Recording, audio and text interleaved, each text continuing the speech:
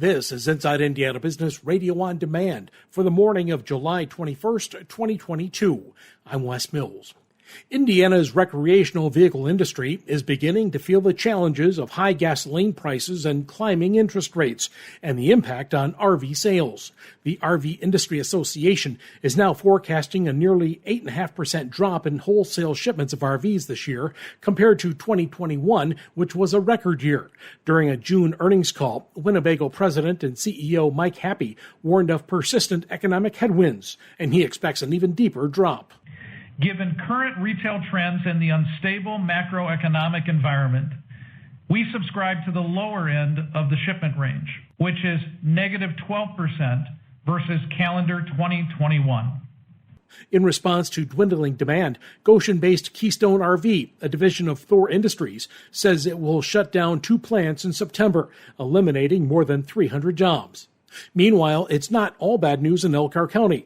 WNDU-TV reports Bristol-based Barletta Pontoon Boats, which is owned by Winnebago, announced a 184,000 square foot expansion of its manufacturing plant.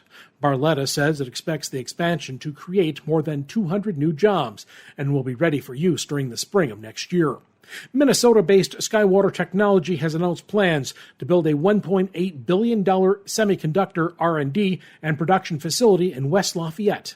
It'll be located at Discover Park District, the 400-acre mixed-use development adjacent to the Purdue University campus. Skywater CEO Thomas Sonderman says the project will allow the company to respond to increasing demand for domestic manufacturing of microelectronics and will house advanced next-generation fabrication facilities.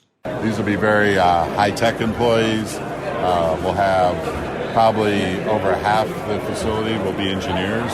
Everything from computer scientists, robotics engineers, through semiconductor degrees, chemical engineers, mechanical engineers. So pretty much any degree that you can imagine is going to be needed.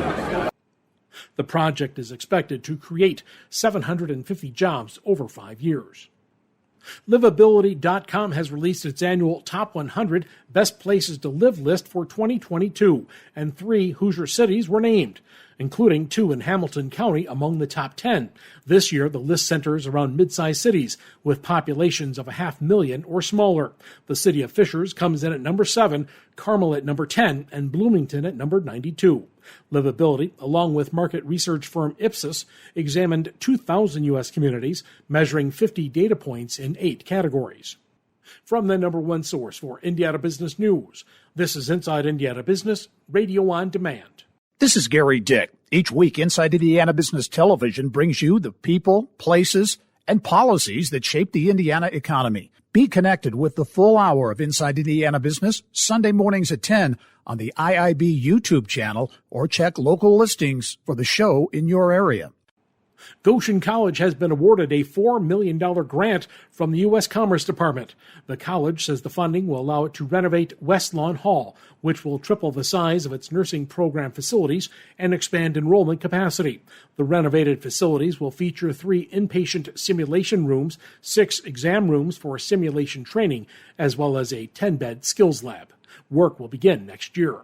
The town of Speedway has named Todd Cook Economic Development Director, succeeding Tim Gropp, who stepped down in April to become town manager in McCordsville. Cook, who has over 25 years of community and economic development experience, previously served in a similar role in Plainfield. Indianapolis-based Certasite, a commercial fire protection equipment company, has acquired Hamrick Fire Systems in Columbus, Ohio.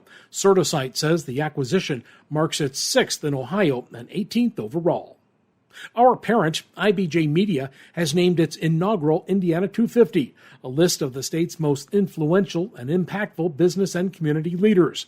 They represent businesses, universities, nonprofits, and community organizations. The list will be available online at indiana250.com later this morning.